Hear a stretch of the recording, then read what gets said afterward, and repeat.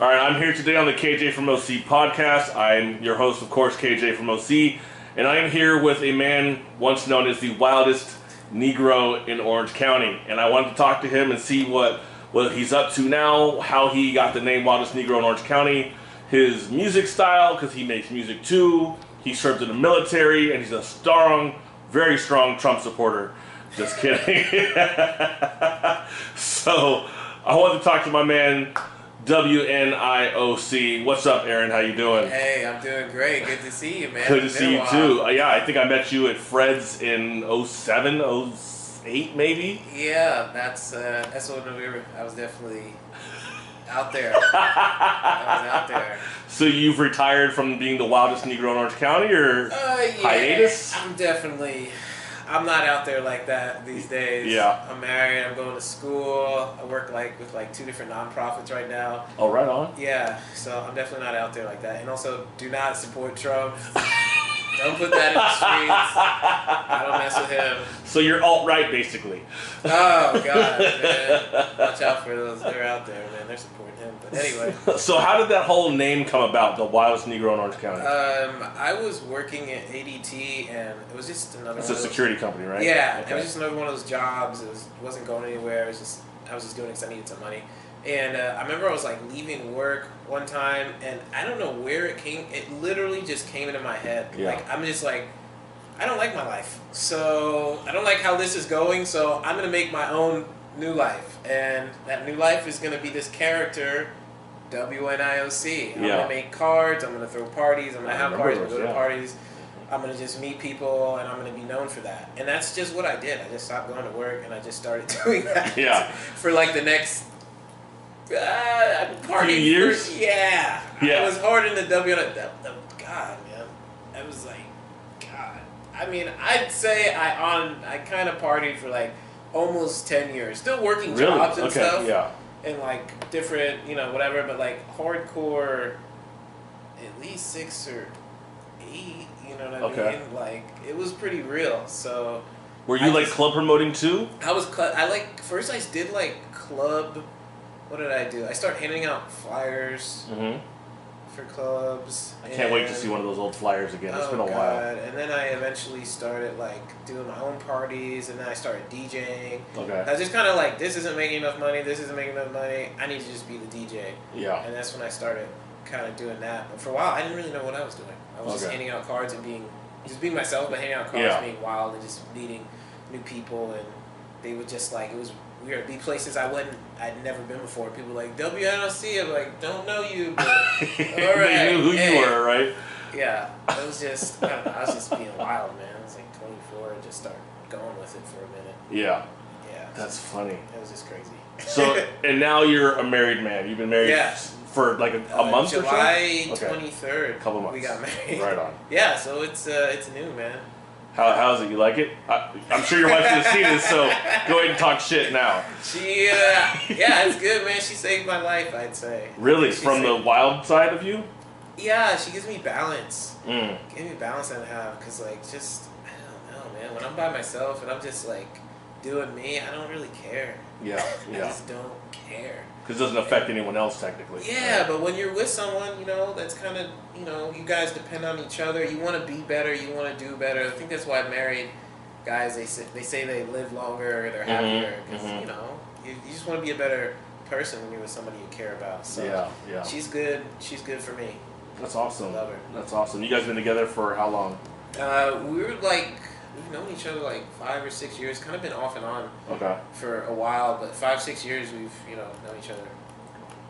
Yeah. Plan on having kids at all? Eventually, not right now. Even she wants kids, but she knows now is not necessarily the best time. Yeah. To have a kid. I don't know if whenever is the best time. But it's always gonna be hard. Yeah, I'm excited to maybe a little me. I think that's one of the last things. Not that it's far away, but last things I want to do before I die or pass away is I want to have a kid and raise them, introduce them to things, teach them about the world and how things work, and just raise a good person, a leader. Yeah. Right on. So the whole Wild Negro part, It doesn't really play into who you are right now as a married man? I still like to have a good time, but I'm not out there really like I was. I mean, I could still party. Yeah. The beast is still alive inside me. He's there. I'm just like, at 33, like, I'm able to control, like, a little more self-control. I don't think I had any self-control for, like, a long time. I saw some video on your page recently. It was kind of funny. I think it may have been with your wife's mom in the background or some recording. Were you jumping off a roof into a pool? Oh, God. That was at my friend Bill and Amy's house. They just... Hi, Bill and Amy. Yeah, hi, Bill and Amy up in Seattle. They moved. But, yeah, we were just... I was completely sober. I wasn't even... Yeah, it didn't look like you were drunk at all. I'm worse when I'm, like... I'm nicer. I'm, like, more... Like, oh, God. When I'm sober, I can get crazy. When I'm not focused and structured like I am now. But we were just cleaning the house, or I was helping him something. I was helping him get the lights off the roof. Okay. Or put the lights on there. And then, like, I was just looking at pools like, I gotta do this. And then I just... Amy, his wife, was like, we already love you. They're just like, dude, I didn't even need to jump as far as I did because, like, another angle, like, you see how close I was to the other side of the pool. Yeah. That push off, I could have just, like, jumped and kind of just been right in the middle. But I slid my chucks when I hit, like, slid across the bottom of the pool, and I, like, oh, really? stopped on the wall. Oh, like, under hit the water. The wall. Wow, that's velocity then. Yeah, we should have, dude, if we did a video, like, under the water, that would probably be pretty sick. Probably so. Yeah, but yeah, that funny. scared my mom, I think, saw she was like, what? Is that now one of, like, the craziest things you've ever done, or? I mean, it's crazy. I don't know if it's the craziest thing. Oh, so what is the craziest thing then? Oh, man. Do tell. That's off-camera conversation? It's probably off-camera. I don't want to incriminate myself. I don't know how long certain charges, how many years. I mean, I've done crazy stuff, I mean, I was single for a long time. I think I've definitely got my fill. There's still things I want to do, but right now I'm focused on education and being a better human being. Right. Not being a piece of shit. Amen to that. And that's kind of a segue into the next thing. So you were served in the military. So how did that play into you? I mean, for who you are now, I'm assuming you were in the military before the Wild Negro part. Yeah. Yeah. Yeah.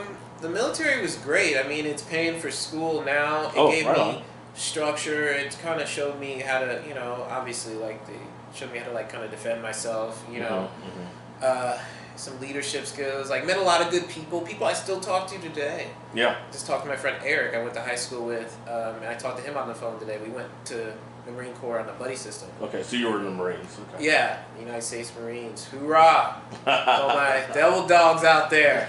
Yeah. How long did you serve? I was in 3 years. Okay. I got out a little early because I was diagnosed with diabetes, and like, it was either I could have stayed in and just sat behind a desk. Yeah. Because you got to monitor your blood sugar. You need to eat regular meals and stuff. Or I could have got out, and I just got out. I was just like, I can't do this. Okay. No more running and gunning, and I can't. Have you had any issues with the VA since you left, as far as any benefits or anything, or? Oh man, the VA. Because I've heard a lot of like horror stories about them. The VA is good in that as a veteran, they take care of you. You get a lot of benefits from them. They can help you a lot of different services that otherwise, if you're civilian, you'd kind of be screwed. But they can kind of take a long time for you to get like appointments. Sometimes, it's not the most warm, welcoming. Okay. Like, they're probably overworked themselves. Yeah, they're probably overworked, underfunded, and you need to know. You kind of need to figure out the system, either hard way or someone to kind of guide you. Because people just get in the military and deal with the VA. Like, if you don't know what's going on, it's going to be kind of rough. Like, even like waiting times and appointment, and like just to talk to somebody, human being, you could call, depending on what department you need, education or something, you could be on the phone for 2 hours. Really? You'd be just holding. They had like this one, it's called Choice, VA Choice program. And the reason you get a choice is because with your care, rather than going into hospitals, because they can take so long for you to get an appointment and get in, that you have the choice to go to another provider outside of like the VA to get service. And that's like, and that costs extra money to, well, depending on what it is, and if it's service related to your service connected disability. You know, they'll cover it, but it's a bit of a thing. Any veteran knows. Wow. It's a love-hate relationship, but I think more love, because you know you gotta be grateful. I got a lot of benefits now that because the military and the VA that I would never have if I hadn't been in. So respect that, but it's you know, it can be challenging at times. If you could do it again, would you? What, the military? Yeah. Oh yeah. Okay. I wouldn't give that back. You know, I don't like a lot of stuff. Like since I've been out and kind of look to have the other perspective. You know, look in the military. I don't like a lot of stuff that goes on, like how we pursue our interests. You know, in different countries. You know, in the Middle East and what we're doing. I don't know what the heck. We're not fighting for our freedoms in other countries. We're pretty free already. That's so. Yeah, I don't get it. I just don't. I mean, I guess money, greed, resources. Yeah. But they don't, you know, that's not the way they kind of play it out when they talk about it. You know, the military, I mean, back in the day, I think, you know, the military and some of the things we were doing, we're fighting for freedom, like literally, you know. Yeah, right. The freedom of this side, that side. You know, I guess World War II, we kind of helped, you know, fight Germany because they were persecuting the Jews and stuff. But since then, you know, Vietnam and all the other war, I don't think we're fighting for freedom. Right. Did you see the meme I posted like a week ago? Oh yeah, with the dude just like, how did our freedoms get over there? Oh. Yeah, he's just sitting there just like, how did our freedoms, you know, get in another country? Yeah, it's weird. I've learned so much since I've been kind of enlightened. Like the last 2 years, like 2014, when I kind of like calmed down on the drinking and partying, extracurricular activities, I've been paying attention more to politics and just everything. I'm like, what is going on? Yeah. Like, what are people doing? Like, how can you say that? Everybody's so divided. And like, there's things I don't like. There's things. I mean, I don't hate Trump. Right. I think he's an opportunist. Yeah. I think he's smart. I think he's a hustler. He is a hustler. He knows how to market himself. He's the American dream.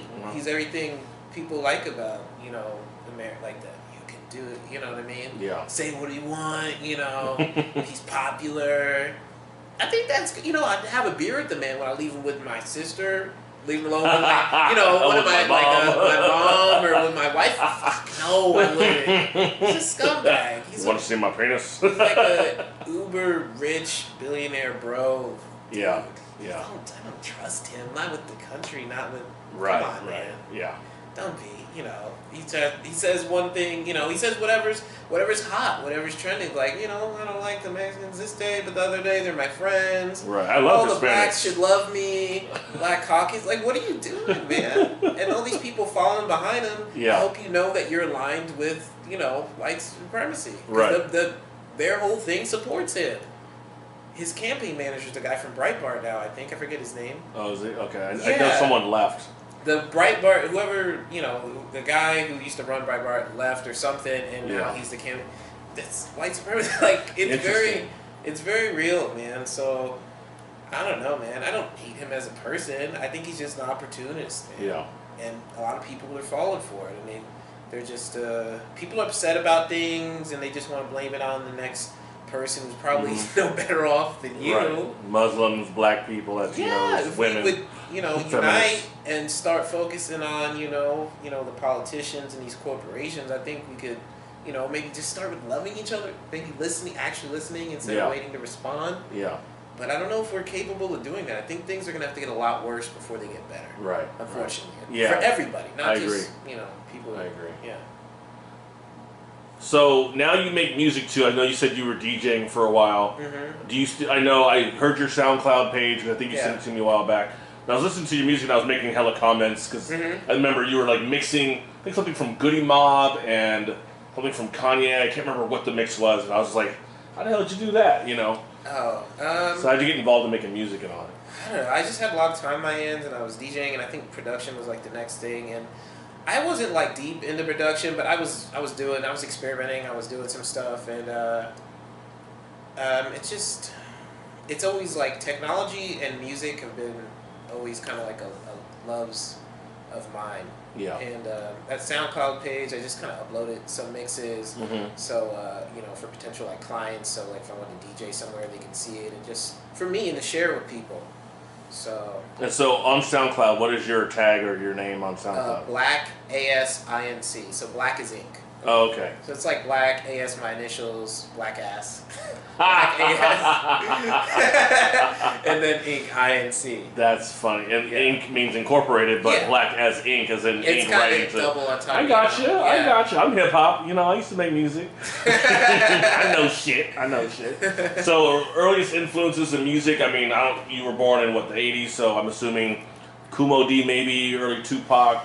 That era. I remember when I was younger, just listening to my mom, music my mom and dad, I guess, listened to. I don't remember it too much. I think she liked Anita Bell, and there were some other people. Anita Bell, okay. Or Anita Baker? But Anita Baker, was it? Yeah. I don't know. There's a lot of stuff. I don't remember the names, but I remember like Beastie Boys when I was like 5, 6 years old, and I stepped with my brother, Brass Monkey. I remember that. Beastie Boys, they were hard. They were cool. Yeah, you don't get that these days. Nope. Music is so trash today. So who do you hate listening to then now? Oh my god. Oh man. I like Young Thug. Young Thug is so like it's Who wears dresses? It's so weird. Say okay, so on one hand, say if you want to talk about like, you know, masculinity, feminine, whatever, and he wears dresses and all that stuff. Back in like, I don't know, what was it, the 60s and 70s when the whole disco and Earth, Wind and Fire, they wore funky, they wore like tight, questionable, really sus stuff. So I can leave Young Thug alone. You know, he's being fashionable in Europe, like, you know, whatever, because France, and they love him. He's like, I've watched like big like blog, hip hop, whatever, interview him. They love him. Yeah. But the music, like the whole mumbling and the auto tune, it just like all spiraled out of control. I feel like it's like, you remember like the MySpace days, and there was like screamo, and screamo was like, ah! It was like kinda, screamo. It was like a type of rock and roll, wasn't it? Yeah, it was like Underoath. Yeah, it was like a thing during like MySpace that was really hot. Yeah. Like Circa Survive. They're having like a thing at the OC Observatory, like all this. Oh, that's down the street from where I live. I feel like that's what this mumble rap thing is now. Okay.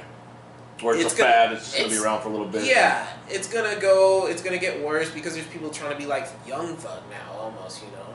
I think, you know, Future, like with Future, we'll let him have a pass. And Designer, I don't know what he's doing. He had one Panda. Yeah, one song. Amazing. Yeah, it's amazing. And then now, I don't know, man. I don't know. Maybe the kids like it. They like that turn up. Yeah. No message. You don't always have to have a message, but they don't even like the words. The skill level, the bar is. It just seems very basic. So low. Anybody, you know, get your MPC and record something and. Yeah, and put it out. Yeah. You're a hit. I hate to be with the old marketing. Man. Yeah, I hate to be the old man. It's just trash. I feel like it just really makes. Unfortunately, makes black people look bad. Really? Okay. Yeah, it just makes us like, God. It's like, what do you do? It's like, do I have to like explain that? As a black person, like, we don't approve of this. But white and black people like it. Yeah. Like, and then they look at you crazy if you don't like it. It's like, you're out of touch, old man. Yeah.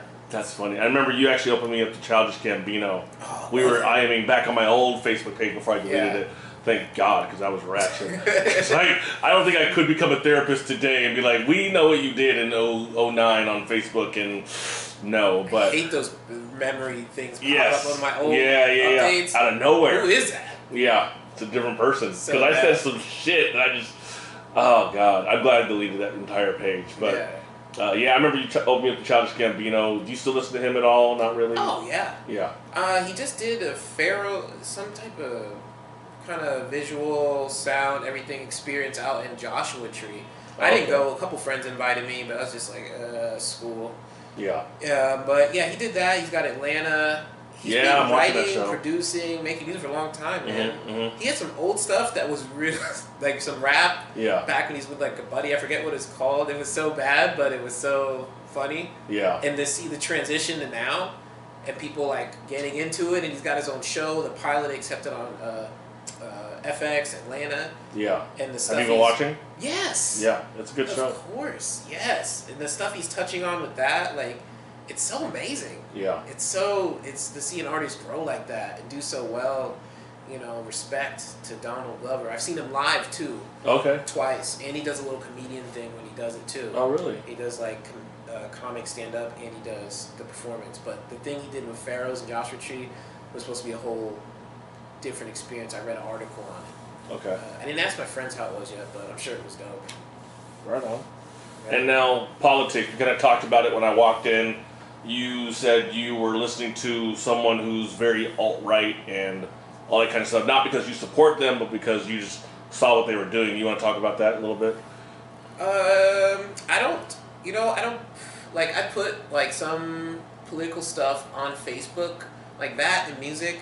But I don't like to try and convince people of things, you know. Okay. But I like to pay attention. I like Right. to pay attention to, like, you know, other people's point of views and perspectives. Blue lives matter, all lives matter, black lives matter. Everybody's got their reasons. Nobody wants to listen to the other person.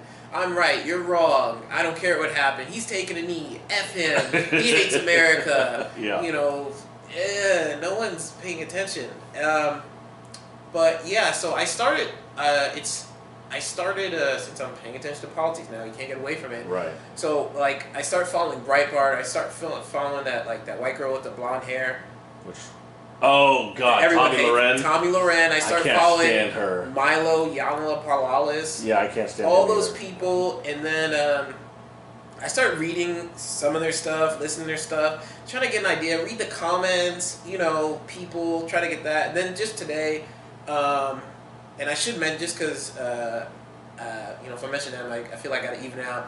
Last night I was just, because I kept meaning to get to it. I listened to MLK's, one of his speeches that doesn't get as much popularity, but it's called Beyond Vietnam. Okay. I sat in bed with a little bottle of Black Velvet and just kind of listened to that. That is an amazing speech. I think anyone should listen to it. But, yeah, I started listening to the other side to see where they're coming from. And like you said, when you came in, I was listening to this guy, Richard Spencer. Okay. And it's part of the alt-right, white supremacy nationalism, but it's not like skinheads yelling and Right. with the big... It's a lot more tame. Yeah, it's like But similar message. It's weird. It's like intellectual, and you know they have their reasons, and they feel like everything they're saying is completely legitimate, and maybe some of it is. I agree. I agree with some of the stuff Trump says. I disagree with some of the stuff Trump said. Right. This guy, I agree with some of the stuff he said, but some of the stuff I don't agree with. You know, a lot of there was something I was listening to. My wife's coming in the door. Some of the stuff I was listening to today. They were talking about, my friend posted a video. He was talking about, it was kind of like an anti-Obama. Okay. Kind of just saying how, because Obama was talking to, speaking to like the Black Caucus, and how you got basically like why his legacy would be incomplete if like people didn't vote for Hillary. Yeah, something. I did see something like that. Yeah, I didn't read it. Yeah, like, and they're saying he's pandering to the black vote and this and that, and I believe some of that stuff. Yeah. He's really playing up the card, and like we just need to jump on board and stuff. And other stuff with him is just like issues I have with Obama is like, you know, his actions in the Middle East and Saudi Arabia and giving them weapons, $1 billion contracts. I don't understand the relationship with Saudi Arabia. I don't.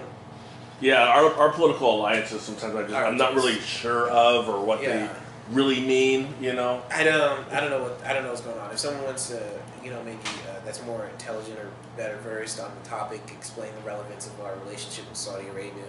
Yeah. And why we hold them so closely, and you know. Do you think it's just oil? Because I someone posted a meme underneath my meme, right, of the "Why are our freedoms in another country?" Someone said "one nation under God," and God was spelled out as gold, oil, and drugs. And I thought, oh, that's interesting. I mean, it's a funny, cute little acronym theme, but I think more of our interests are resources. It's like a global monopoly, not monopoly like Microsoft or Apple or I don't know, whatever, some company, but like monopoly like the game. Yeah.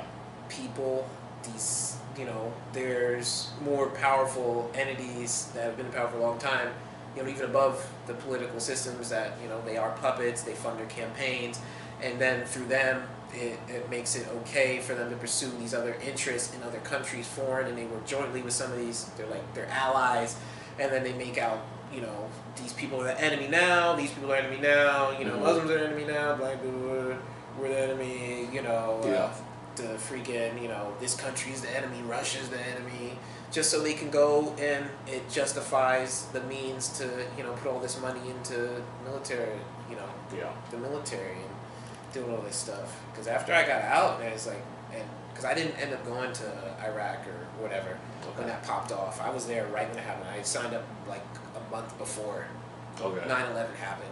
Oh, really? Yeah. Wow. Yeah, October 5th or something. Mm-hmm. Yeah. Did you sign up because of 9/11? No, before. Before 9/11 happened, I signed up. I heard the Jets. Like the year before then. That was September 11th, 01, right? November 5th. September, October, November. I got to boot camp in November 5th, 2001. Oh, okay. But I signed up. I see what you're saying. Okay. In October. Okay. Yeah. So that was already going on. We were like, me and my friend were like, we're going to war. Woo. Like, that was my mindset then. Yeah. I remember hearing the Jets go over my house. I was in New Jersey. That's where I lived before. And I was like, wow, this is crazy. Me and my friend Eric were going in on the buddy system. It just fast forward, some experience in the military, traveling, people, seeing how things go, and then, like, being out, it's like, what the hell are we doing? I'm so glad I didn't go fight over there. Right. I'm so glad. And I've heard, critics, people are like, how can you say this against the military, this and that, and one of the most interesting things I heard that somebody kind of defends, patriotism and, like, the United States military is, like, when you get over there, they made it, I thought it was really relevant. They were like, when you get over there, you're not fighting for your country, you're fighting for the person next to you. Okay. At that point, if you've already joined and you're in, and once you get over there, you are fighting to protect that brother or sister next to you. But the reason you're over there, we're not fighting for freedom. You know what I mean? Right. Now you're fighting for survival. You're fighting for survival. You're fighting to not die, get back to your family. The other thing, people like talk about the military fighting for freedom, and we touched on that earlier. This is like, like the whole movement now, like they're talking about civil rights and Colin Kaepernick and Black Lives Matter and stuff. Like the civil rights movement, the act or whatever that was passed in '67, whatever, during, when that happened, like that was protest. That wasn't the military. You know what I mean? Yeah. Like that was, the more I think about it, you know what I mean? Like they were fighting against the system. That's what they mean when they say institutional. Like, right. I didn't know, like, I didn't even, like, realize, like, till 2014, like, you know what I mean? Starting to pay attention more, like, I was like, oh, there's racism, it just happened. But, like, the reason it was legitimate was because the government legitimized it. Right. That's why. So it's just really crazy. And things are obviously different now, but there's still things going on. And if you want to say that's not happening, well, all right, you go with that. We don't agree. But there are stories, obviously, that show that it is happening. Yeah, there's still things going on that, people, it makes them uncomfortable. A lot of people they're uncomfortable with even questioning it, talk about it. I wish people would question things more, use critical thinking, question everything, especially your beliefs, because they came, they more than likely came from someone else that impressed them upon you. Exactly. If I look at just like growing up and stuff, like as a black man, like when I see other black people, or just like the culture we live in, if you look at the TV, like the TV taught me that black people are not good. It's like, and I look at, like, I have, you know what I mean? Like is there a certain show, or no, it's you can just remember? Like the way black people are depicted on TV for the most part. Okay. A lot of times, things are different now. Right. But growing up is just, it's not in the most positive of lights. Right. You know what I mean? And just, there's so many different, if I was the most specific personal experience, just would be certain conversations, and I'm sure maybe you experienced this, But I remember, and this has happened over and over, but I'll give you a specific. I had a friend, a neighbor, and I know we might watch this, but he's a server, and he was telling me how the worst tippers are black people and Asian people, Chinese or Asian, whatever. And I was like, really? I was like, come on. He's like, that's just your experience. That's just you. I was like, when I go out, I tip, Yeah. Unless the service is horrible, or something. Right. Then they're like, oh, that black person. They don't yeah, they answer for everybody. My mom would even tell me, she's like, sometimes I tip, even if it's bad service, she tips just because, and you're nodding your head, Pressure. just because they think that. It's stereotype. Yeah. And he'd be like, and this is what, it happens, like, this is my entire life. He'd be like, but not you.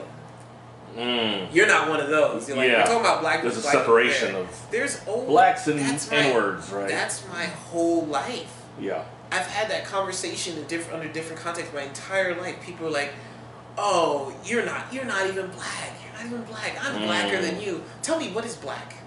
Yeah. What is that? I'm not, I'm too, maybe I speak well, I'm too intellectual, or so black is ignorant? Is that what you're telling me? Black is my pants down, I listen to this music, I play basketball, and that's what and they'll be like, oh, but I'm not. I'm not a racist, I'm not this. But you are, you're stereotyping how you think I should be, and I've dealt with that my entire life. Yeah.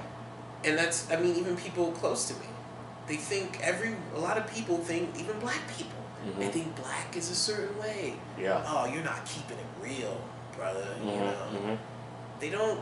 A lot of people are brainwashed. They don't even freaking know it, man. Yeah. And I've only woken up in like the past 2 years, to be honest with you. And it's getting worse, unfortunately. Looking at the world the way it is, I'm just like, what's going on? So what triggered that awakening for you? Oh, what triggered the awakening? Yeah. Eric Garner. Okay. That's when I was really like, wow, they really don't give a fuck about us. Yeah. They don't care. I watched that video, and they said he was selling loose cigarettes, and he just crime punishable by death. He just choked him out in the street on video, the whole thing. Yeah. The only person that went to jail for that was the guy who recorded on some other charges, but they got something on him to persecute him for that. Even to today, I can't. People don't care. Some people care. The people that care are doing something or speaking out. But there's people that aren't doing anything. There's people that are being silent. There's people that are brushing it off. There are people that are being made uncomfortable, and they're mad at you for making them uncomfortable about having a conversation, an open conversation about the real world, what's really happening. Yep. If you should feel the same pain for that cop who died, Blue Lives Matter, that you felt for, freaking Tamir Rice, or, who's the kid with the Skittles? Oh, Trayvon Martin. Trayvon Martin. You should feel the same, instead of making empathy. an excuse for why it's okay. But that's America. And maybe it's not even just America, but picking teams, picking sides, divisiveness. Violence is America. Everything about America is violent. How America was started. It's how America started. What, did you kill all the friggin' genocide against all the goddamn Indians and enslave an entire race of people? And pretend like 300 years later everything's okay now. Shit doesn't magically go away, bro. No. It just, not that fast. And I don't even and I still, I don't talk about this stuff in my FB. I'm probably going to hear shit about this now because it's going to go on there. And that's cool, man. But I remember somebody like this girl, she said, like, white privilege. I don't have white privilege. Yeah, no one thinks they do. And I don't even know how to really explain white privilege. Like, if I were, and I would never tell a white person you have white privilege. I would never impress that upon them. But what I would say is, for people who do believe that you have white privilege, white person, think of it as like a unicorn. Or maybe they would think if I was white and you told me I had white privilege, I'd think of it as a unicorn that I've supposedly had my whole life that I never saw. Yeah. It's imaginary. It's bullshit. But another way to explain it is part of the white privilege would be you not having to have these conversations or deal with these experiences that other people of color have had experiences. That's part of the privilege. Yes. Never having to deal with or hear or see. Social media fucked that up for you. Yeah, you can fucking take a picture of your fucking Mercedes, your Starbucks, or you're at the gym and your selfie. Well, you know what else social media can do? It can make you deal with shit you never want to deal with before. Shit you never had to. interrupting your your fucking football game now. Mm-hmm. These coloreds are, god damn it, they're fucking speaking for the people who have no voices, And they're making $19 million a year. Where's he oppressed from? Yeah, You didn't say him. But yeah, now it's about money. No, he's money. Yeah. He can't care about something. Right. Yeah, exactly. he's making $19 million because that's the only person anyone's gonna fucking listen to. They're not Yep. gonna listen to. Not gonna listen to me. Not gonna listen to Jerome that works at fucking Sprint for fucking $10 an hour. What the fuck? They're not gonna listen to the people that are actually getting right. oppressed. Exactly. Nobody gives a shit about those people. That's why they're doing that. It's obvious no one gives a shit about those people. Right. Exactly. He took a knee in Sprint. Jerome took a knee in Sprint today in Garden Grove. Nobody was there because there were people in the Verizon store instead. What don't you people? It's so funny. It's like the best is nonverbal. Like if I have this conversation, like there's not too many people that I don't think I could sit down with. Maybe say like someone who didn't have the same beliefs as me, and I can't like make them have that cognitive dissonance at one point where they're like their beliefs are contradicted. Like there's a shift in the matrix. They're like, whoa, wait, that made sense. Yeah. You know what I mean? I think I can do that. I think people because they should. You need to question everything. Yep. Absolutely. I'm starting to myself even. Certain things that I stand and believe for, I'm like, well, why do I stand and believe for that? And I kind of want to look at that and say, well, what's my bias? How did I grow up? How am I influenced by black folks who grew up in Texas, in the South in the 40s, 50s, and 60s? So I was taught from them how things are going to be for me, right? I talked to my dad and my uncle in the last couple of weeks about how they grew up. And they said, what you experience is different than how we experienced. And how we experience is different from how our parents experience and so on and so forth. Meaning every generation has less to deal with overall in terms of it not being as painful. Still painful, but not as painful as the previous generation. Yes. And I thought that was key. I'm like, that means progress. Where people say, the regressive left, it's like, well, there's progress here for people who are oppressed. And that's not a bad thing. But that's just my take. Yeah, it's just like if you've had an advantage this whole time, and then the ground is becoming like level, then you feel like you're having something taken away from you. Yeah. You know what I mean? Yeah. But really, it's kind of it's reaching like a homeostasis, like a balance. The whole system, but people don't like it. I had somebody say the other day on one of my posts that white people were the most oppressed, or white men were the most oppressed group in America, and they said you have to have so many Latinos and Asians, black people, women, etc. And my response, I don't know if he ever saw my response, but I said, why did it become that? Why did we have to make rules for other people outside of white men? And I don't know if he responded, but the answer is obviously because people weren't getting hired.